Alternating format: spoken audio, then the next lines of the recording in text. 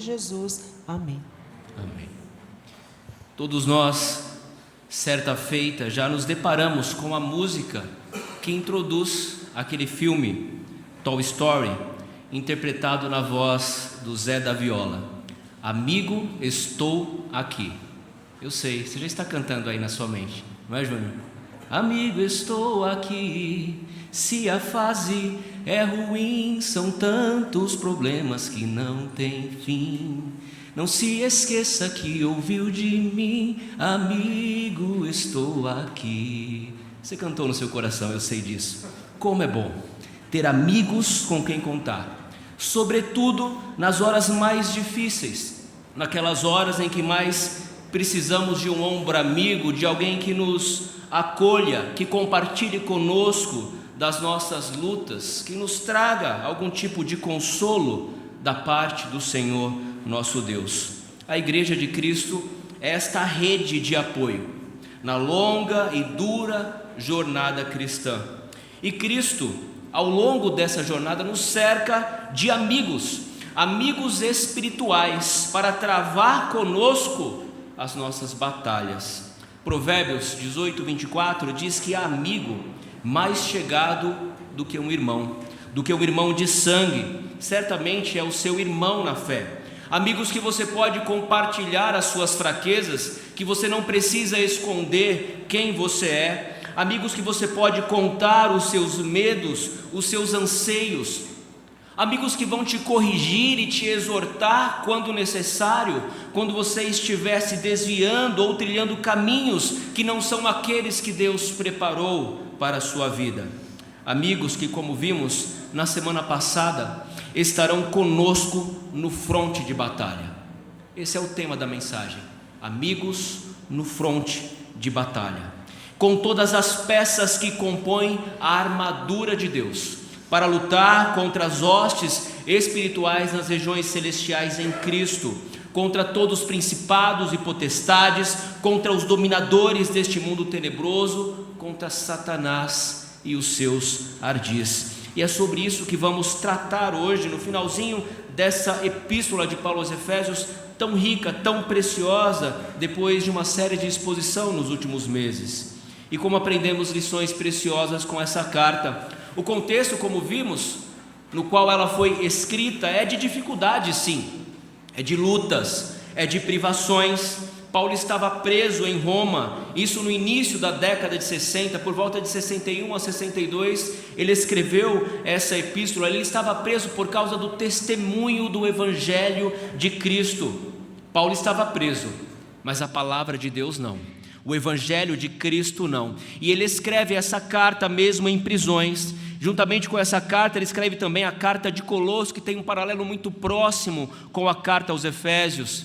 Escreve também a carta à igreja de Filipos, juntamente com a carta que ele direciona a Filemon, rogando este que recebesse o seu escravo Onésimo, não apenas como um escravo, mas como um irmão caríssimo, como um amigo de lutas, como um filho que ele gerou entre algemas. Sim, nos momentos mais difíceis, Deus coloca amigos, irmãos, que irão nos consolar em meio às tribulações. Onésimo era um escravo que havia fugido do seu senhor Filemon. Enquanto ele estava em Roma, ele conheceu o apóstolo Paulo, fora convertido a Cristo. E aqui, na despedida final da carta, ele cita também Tíquico, que era um dos pastores da igreja de Colosso, que também estava em Roma, para discutir alguns assuntos com Paulo a respeito da igreja de Efésios, a igreja de Colosso. E ele aproveitou a presença desses irmãos e enviou juntamente com ele essas cartas que ele escreveu em prisão para essas igrejas. A cidade de Éfeso era uma cidade hostil ao Evangelho de Cristo, e nós precisamos lembrar isso. Era uma cidade muito importante, uma cidade importante na região da Ásia. Era a capital da província romana naquela região, localizada ali na costa oeste da Ásia Menor. E ela estava entre as 5 maiores cidades do Império Romano no primeiro século da era cristã. Essa cidade foi de extrema importância para o cristianismo, porque em Éfeso, o Éfeso tornou-se um polo, um centro de evangelização para envio dos irmãos a proclamar o evangelho do reino de Cristo ali na Ásia Menor. A cidade de Éfeso também era uma cidade pagã, como nós vimos quando lemos o livro de Atos. Ali estava localizado aquilo que era considerado uma das 7 maravilhas do mundo antigo, o grande templo da deusa Diana, a deusa da mitologia romana, a deusa da lua, a deusa da caça, considerada muito forte e poderosa. Diana era cultuada em templos rústicos ou nas florestas, e os caçadores ofereciam sacrifícios, e ela era considerada também a deusa da fertilidade, da maternidade, e ali, naquele templo, como forma de culto, havia a prostituição cultual, e esse era o contexto da cidade de Éfeso. O templo, como vimos, era o grande templo da deusa Diana, e como eles se gabavam disso, tanto que quando teve um embate ali com o apóstolo, eles clamaram por horas, dizendo: grande é a Diana dos Efésios. Mas ali Deus tem os seus escolhidos, ali Deus tem o seu povo, Ele levanta pessoas para pregar o Evangelho, as pessoas vão se convertendo, vão deixando os ídolos, vão deixando a idolatria, a apostasia, para servirem unicamente ao Deus único e verdadeiro, na pessoa do nosso Senhor e Salvador, Jesus Cristo. E o contexto no qual essa igreja foi fundada é muito rica, porque Paulo, ele se viu cercado de companheiros ali para a fundação daquela igreja. Veio ter com ele Priscila e Áquila, e depois veio Apolo, e eles começaram a pregar o Evangelho. Paulo precisou sair, ele se retirou por um tempo e depois voltou para Éfeso e ficou ali por pelo menos 2 anos, contando ao todo 3 anos. Paulo se estabeleceu na cidade de Éfeso, pregando o Evangelho de Cristo. E no capítulo 19, então, ele retorna e fica ali, no capítulo 19 do livro de Atos, ele fica ali e percebe que já há alguns discípulos, ele batiza esses discípulos de Cristo em o nome de Jesus, impõe sobre eles a mão, e eles ficam cheios do Espírito Santo e começam a falar e profetizar, a falar em línguas, e o Evangelho então começa a crescer e se solidificar na igreja de Éfeso. É assim que começa a igreja de Cristo na cidade de Éfeso. Ele permanece ali. Agora, cerca de 10 anos depois, isso foi na segunda viagem missionária de Paulo.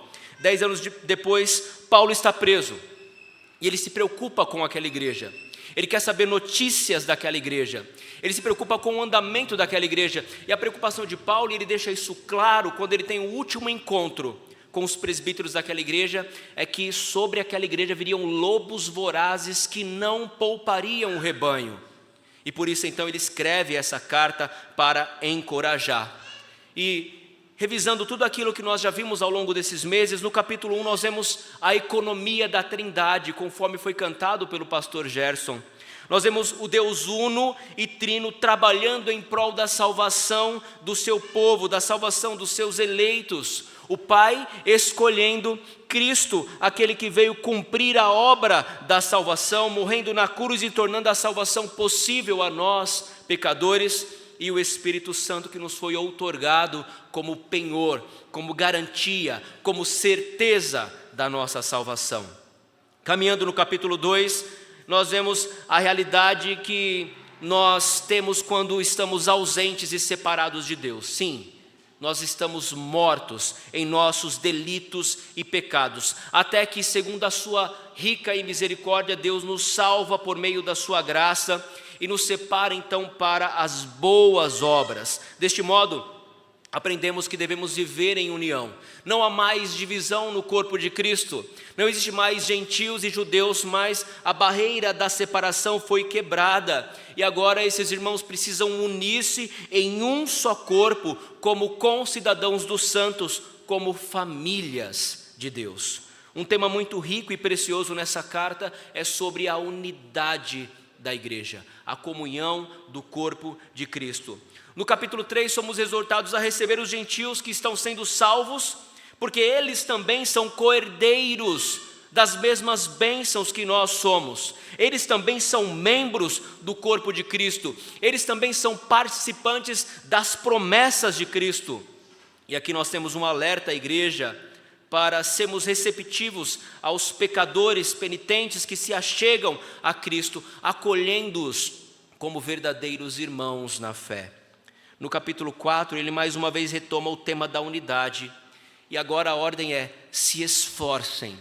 Se esforcem para manter e preservar a unidade do Espírito no vínculo da paz, entendendo que há um só Espírito, uma só esperança, um só Senhor, uma só fé, um só batismo, um só Deus, o Pai de todos, o qual é sobre todos, age em todos e está em todos. Esse é o nosso Deus. E esse Deus concede dons à igreja, dons para a edificação e para o crescimento do próprio corpo de Cristo. E ele vai falar sobre a diversidade de dons, tendo como propósito a edificação e o crescimento do corpo de Cristo na terra. No capítulo 5, nós somos exortados a sermos imitadores de Deus. Sim, é para isso. Paulo mostra o contraste que existe entre os frutos da luz e as obras das trevas. Ele inverte aqui um pouquinho a ordem. Primeiro ele fala a respeito das doutrinas, do fundamento, e agora ele diz: uma vez que vocês conhecem as doutrinas, agora vivam dessa forma. Isto é, afastem-se das obras da carne, das obras das trevas, e produzam em si os frutos da luz. E aqui ele vai falar sobre o papel do homem, o papel da mulher dentro da família, porque o Evangelho deve moldar a nossa vida de forma prática. Nós não podemos ser o mesmo e continuar o mesmo quando nos deparamos com a graça da salvação, porque a graça da salvação nos transforma, nos redime, nos habilita a sermos diferentes, a sermos moldados conforme o caráter e a obra de Cristo Jesus. E aqui ele vai dizer qual é o papel do homem dentro da família, qual é o papel da mulher, como os pais devem tratar, educar e criar os seus filhos no temor do Senhor, e como os filhos devem obedecer a seus pais. E ele vai trazer lições preciosas também para a relação entre senhores e subordinados, e podemos aplicar aqui a relação entre o patrão e o funcionário, entendendo que Deus não faz acepção de pessoas.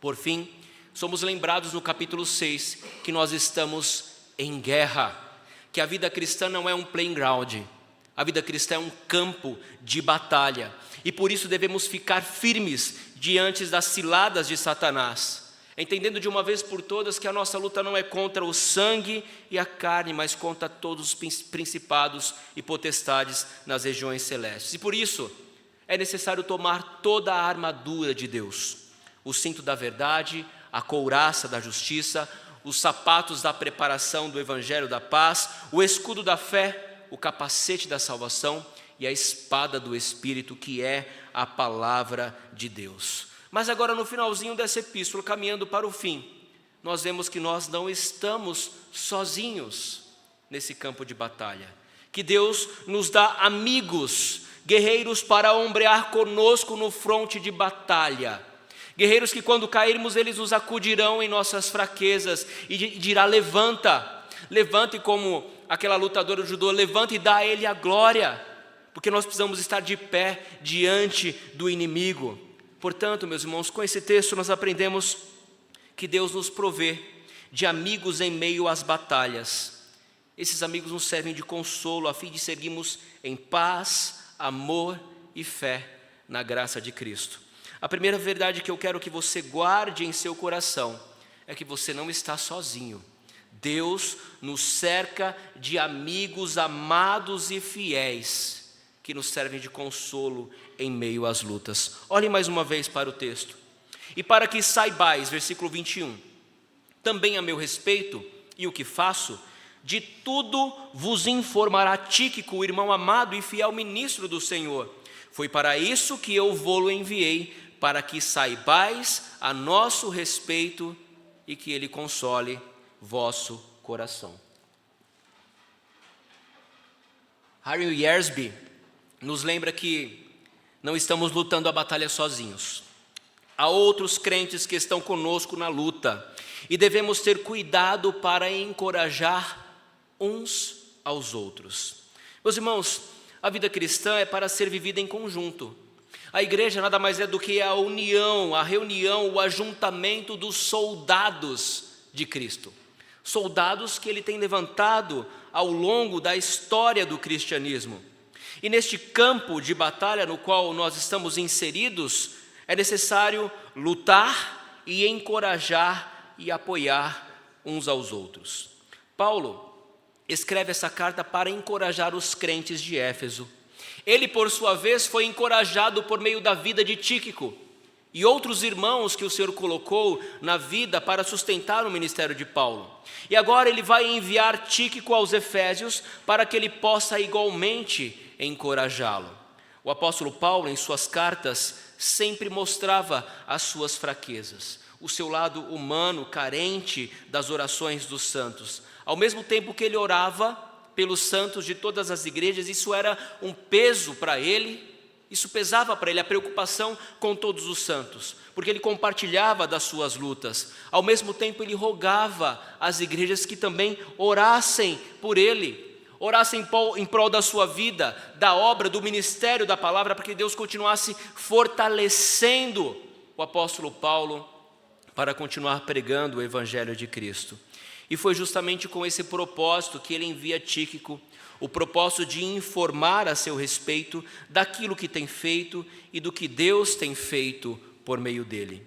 É interessante que ele chama Tíquico aqui de irmão amado, fiel ministro do Senhor. Essas são as qualificações de Tíquico, muito próximo e semelhante com as qualificações que ele dá a respeito de Tíquico também na carta aos Colossenses. O ministro aqui é um diácono, ele é um servo do Senhor, é o fiel servo do Senhor. Na terceira viagem missionária de Paulo, em meio às suas muitas viagens, perseguições, lutas, lá Deus coloca alguns companheiros de batalhas. E entre eles estava Tíquico. Tíquico, juntamente com Timóteo, Trófimo, vindos da Ásia, e ele então decide retornar para a Macedônia, porque quando ele vai para a Grécia, ele começa a ser perseguido pelos judeus. Então ele decide retomar a Macedônia, e ele tem a companhia desses irmãos nessa viagem. Tíquico, fiel ministro, estará ali ao seu lado, acompanhando o apóstolo Paulo nas suas viagens missionárias. E era muito comum a estratégia de Paulo. Ele vinha, pregava o evangelho, formava uma igreja, ia para outro campo, formava uma igreja, e depois ele ia revisitando e confirmando esses irmãos na fé. E eram muitas igrejas, e por isso Deus envia homens como Timóteo, Tito, Trófimo, Tíquico, para que pudessem então confirmar esses crentes na fé. Fato é que nem todos que estão caminhando conosco são de fato verdadeiramente amigos. Quantos amigos já não traíram a sua confiança? Quantos que caminhavam ao nosso lado nos abandonaram, não estão mais conosco, servindo a Cristo na igreja, servindo ao Rei dos Reis e Senhor dos Senhores? E um exemplo claro de como isso acontece na vida de Paulo é o de Demas.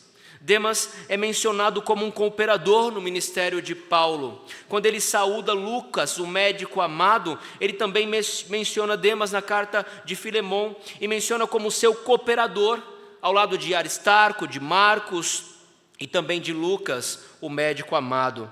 Mas no final da vida de Paulo, quando ele está mais uma vez preso, sozinho, com frio, ele faz um pedido comovente, revelador ao jovem pastor Timóteo.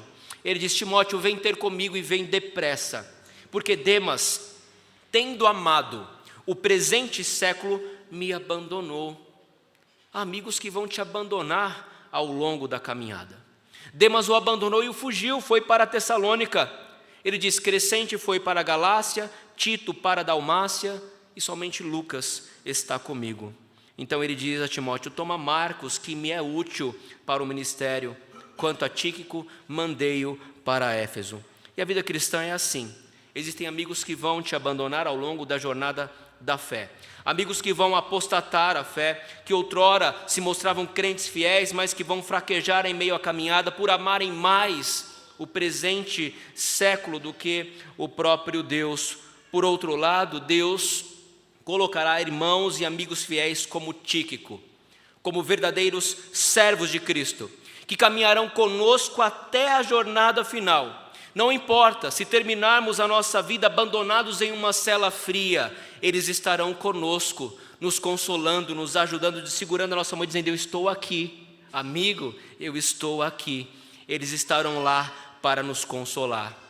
Hernandes Dias Lopes, ele afirma: não existe em qualquer passagem do Novo Testamento sustentação para a ideia de um crente sozinho, um crente isolado. Os crentes, ele diz, são como ovelhas, eles precisam estar no meio do rebanho. Cristãos são como soldados, precisam estar juntos e lutar juntos as guerras do Senhor. William Hendricks diz que Tíquico foi um dos amigos mais íntimos e um dos mensageiros altamente apreciados pelo apóstolo Paulo. E Tíquico agora se tornou um porta-voz de Paulo. Ele é responsável por levar as cartas de Colosso, de Efésios, de Filemão aos seus destinos. Mas ele também compartilha muitas outras lutas, fatos, acontecimentos, vitórias na propagação do evangelho por meio do apóstolo Paulo. E as notícias, elas não tinham um fim em si mesmo, mas o fim delas era proveitoso. As notícias que Tíquico iria levar à igreja de Éfeso a respeito de Paulo era para trazer consolo àquela igreja, consolo aos crentes em Éfeso. Quando nos deparamos com notícias de jornais, nos resta apenas tristeza, porque em geral a notícia é ruim. E notícia boa é notícia ruim, porque é essas que dão ibope. Tíquico trazia notícias de Paulo, não para entristecer os crentes, ainda que Paulo estivesse preso em cadeias, mas o propósito era trazer conforto. E quanto a nós, precisamos ponderar. Nossas palavras têm servido de alento, têm servido de conforto aos corações dos nossos irmãos. Nossas palavras têm sido agradável, têm sido temperada com sal, conforme as Escrituras nos orientam. Pastor, como pode Tíquico levar uma palavra de conforto se Paulo estava preso? Bem, meus irmãos, aí é o paradoxo do Evangelho de Cristo. É o modo como Deus age de maneira extraordinária, a paz que excede todo o entendimento. Mas entender que, mesmo estando preso, Tíquico levaria palavras de conforto aos corações dos crentes de Éfeso, fica muito claro quando nós olhamos para a carta de Paulo aos Filipenses, capítulo 1, versículo 12 a 14, ele diz: quero ainda, irmãos, cientificar-vos de que as coisas que me aconteceram têm antes contribuído para o progresso do Evangelho, de maneira que as minhas cadeias em Cristo se tornaram conhecidas de toda a guarda pretoriana e de todos os demais. Olha só, e a maioria dos irmãos, estimulados no Senhor por minhas algemas, ousam falar com mais desassombro a palavra de Deus. Veja como Deus usa meios que aos olhos humanos são terríveis, cruéis e impeditivos para a sua obra, como estimulantes e propulsores para a pregação do Evangelho de Cristo. Nós ouvimos inúmeros testemunhos do poder de Deus na nossa conferência missionária. E o pastor disse, olha, o missionário que veio aqui na quinta-feira, ele disse, olha pastor, eu nunca vi, nesses 20 e poucos anos que eu estou no Oriente Médio, como Deus tem convertido as pessoas, palestinos têm se convertido, Deus de fato tem transformado, e essa guerra que para nós é um terror, é algo terrível, tem proporcionado a conversão de muitos irmãos ali no Oriente Médio. Deus tem feito obras extraordinárias naquele local, e nós testemunhamos isso, nós vimos o poder de Deus, e é isso que nós entendemos como boa notícia. Ele está preso, mas a palavra de Deus não, e o Evangelho está crescendo, as pessoas estão se convertendo, e por causa das algemas de Paulo, as pessoas estão pregando mais ousadamente, sem temer. E quando um palestino se converte, ele quer testemunhar de Cristo, ele quer sair de madrugada, entregando Bíblias nas casas, ele quer ter aquele sentimento de ter que fugir ou se esconder da polícia secreta, porque ele está cheio de Bíblias em seu casaco, e é assim que Deus age.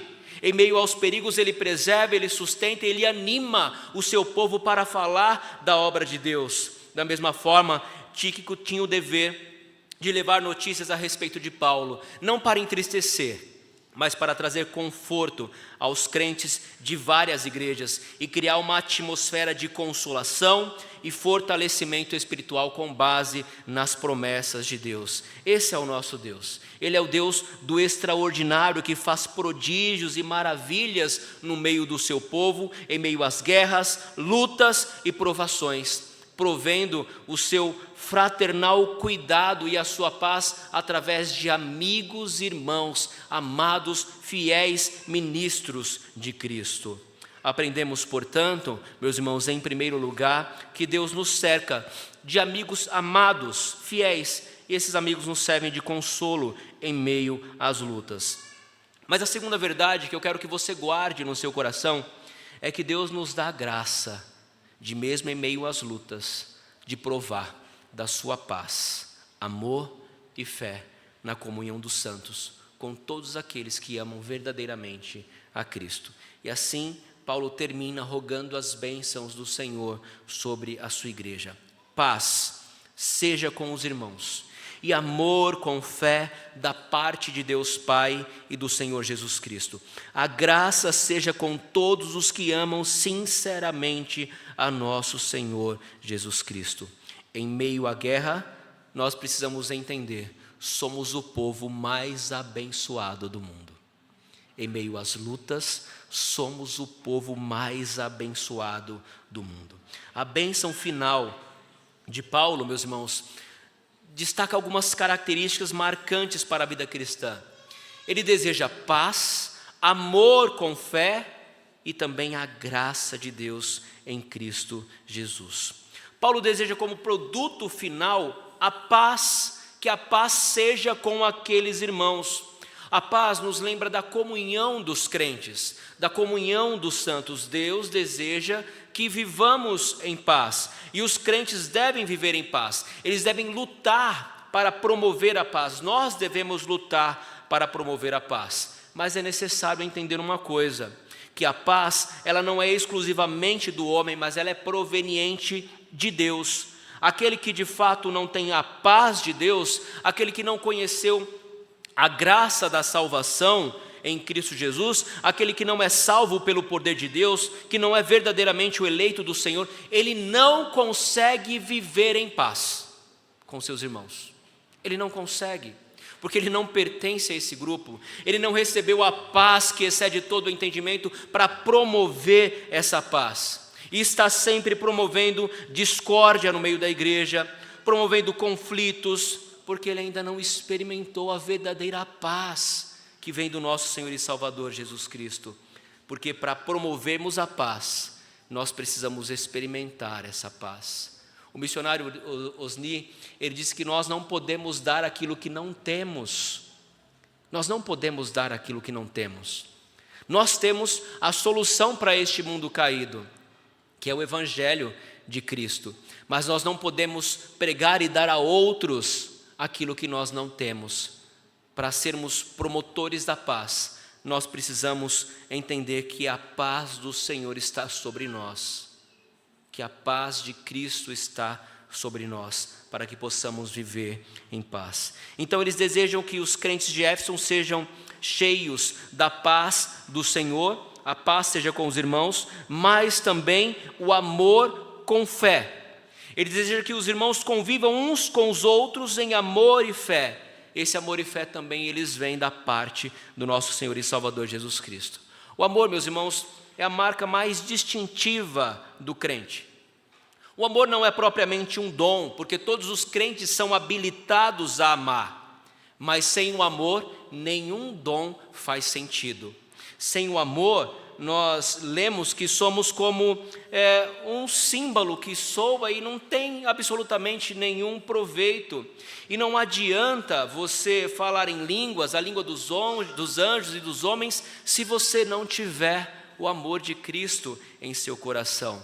Nós aprendemos que primeiro Deus nos amou e agora sim, nós nos amamos. O amor nos leva ao exercício da caridade, ao exercício da compaixão. O amor não é egoísta, porque não visa os seus próprios interesses, mas tem um olhar criterioso para a necessidade do próximo.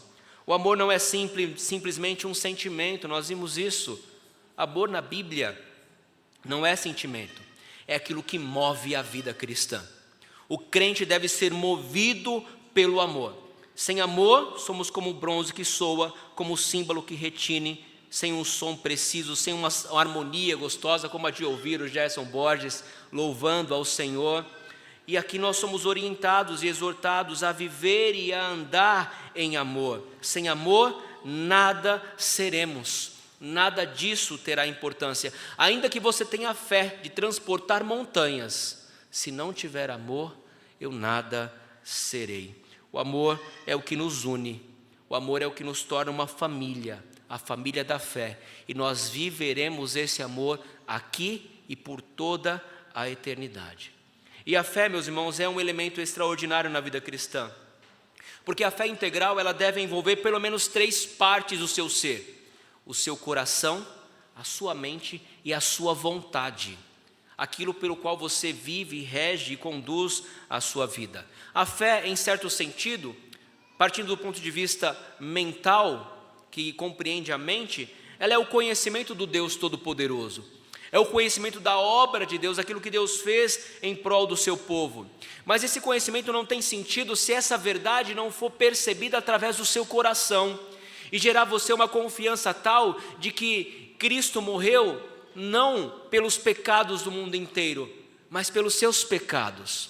Ele morreu por você. E entender que a obra de Cristo foi por você faz todo sentido, porque você pega esse conhecimento e prende ao seu coração.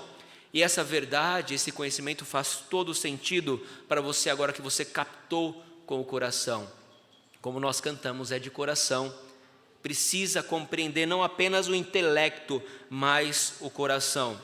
Mas a verdadeira fé, ela deve moldar as nossas ações. Deve moldar a nossa cosmovisão, o modo como nós enxergamos a realidade. E a fé, portanto, é aquela fé que muda o nosso comportamento, que muda a nossa ética, o nosso modo de tratar a nossa esposa, os nossos filhos, o modo como nós lidamos com o nosso próximo, a nossa integridade no mercado de trabalho ou com os amigos de trabalho. A fé deve conduzir e moldar as suas ações, as suas palavras, os seus pensamentos. Portanto, a verdadeira fé, ela deve compreender coração, mente e as nossas vontades. Por fim, Paulo deseja que a graça seja com todos aqueles que amam sinceramente ao nosso Senhor Jesus Cristo. A graça é um meio pelo qual nós somos alcançados. Estávamos mortos, essa era a nossa condição, em nossos delitos e pecados, mas Deus vem com o seu favor imerecível e se manifesta a nós e transforma aquilo que somos. De pecadores dignos da ira de Deus, agora somos chamados amigos de Deus. Somos selados com o Espírito Santo de Deus e somos guardados por Cristo. E Deus nos abençoa não apenas com a sua graça, mas com toda a sorte de bênçãos espirituais. Em Romanos nós lemos: se Deus não poupou o seu próprio Filho, acaso negará graciosamente com ele todas as coisas? Ele nos provê por meio da sua graça. Paulo era prisioneiro em Roma, mas mesmo assim ele era mais rico que o imperador. Não importa em que circunstância possamos estar, se estamos em Cristo, somos abençoados com toda sorte de bênção espirituais. A música do Toy Story continua: amigo, estou aqui, os seus problemas são meus também, e isso eu faço por você e mais ninguém. O que eu quero é ver o seu bem. Amigo, estou aqui. Amigo, estou aqui. Aprendemos que Deus nos provê de amigos em meio às batalhas, para nos servir de consolo, a fim de seguirmos em paz, amor e fé, confiados na graça de Cristo. Mas o que nós fazemos, pastor, com tudo isso que aprendemos ao longo da carta de Paulo aos Efésios, e especificamente com esse sermão, como podemos aplicar em nossas vidas? Eu me lembro de alguns anos, certo irmão saiu da igreja chateado, se queixando que não fora bem acolhido na igreja. Eles já haviam sido recebidos há alguns anos, mas não tinham uma boa frequência nos trabalhos da igreja, no desenvolvimento da comunhão com o corpo de Cristo. Aí eu fiquei pensando com aquilo que ele me falou, de não ser bem acolhido na igreja. A essa altura, eles não eram para ser acolhidos, era para acolherem os que estavam chegando. Acolher aqueles que estão chegando e não sendo acolhidos. Meus irmãos, nós temos a tendência de achar que o mundo gira em torno de nós. Nós cobramos quando não recebemos a visita do pastor ou de um oficial da igreja, nós reclamamos de tudo e de todos, mas e quanto a nós? Você tem sido um bom amigo para aqueles que precisam do seu auxílio na caminhada cristã? Por quantos irmãos ou quantos irmãos da igreja você já visitou esse ano? Você já ligou, já mandou uma mensagem dizendo: olha, estou orando por você. Por quantos verdadeiramente você orou colocando a sua causa diante de Deus? Quantos aqui na igreja podem contar com você e chamá-lo de amigo, amado, fiel, ministro de Cristo, como Tico foi para Paulo? Como posso servir de apoio para o irmão com problemas de saúde, na luta contra o pecado? Pergunte-se a si mesmo: como posso ser uma bênção para os idosos da igreja, que muitas vezes vivem vidas isoladas, esquecidas, com alguns poucos familiares ao seu lado? Como eu posso ser amigo daqueles que estão enfermos em um leito de hospital, abandonados? Cristianismo é isso, irmãos, é servir uns aos outros no amor de Cristo. Mas tem vezes que você vai olhar para o lado e você não vai achar nenhum amigo para te consolar. Quando você olhar para o lado e não ver nenhum amigo ali, não olhe para o lado, olhe para o alto, olhe para cima. Ali você vai encontrar o amigo de todas as horas, o amigo que jamais te abandona, o amigo que você vai poder contar com o coração cheio de júbilo e cantar as palavras deste hino: achei um bom amigo, Jesus o Salvador. E assim você provará da paz, do amor, com fé entre os irmãos, bem como da maravilhosa graça com todos quantos amam sinceramente ao Senhor Jesus Cristo. Amém, irmãos? Que Deus aplique a sua palavra em nossos corações. Ao som do instrumento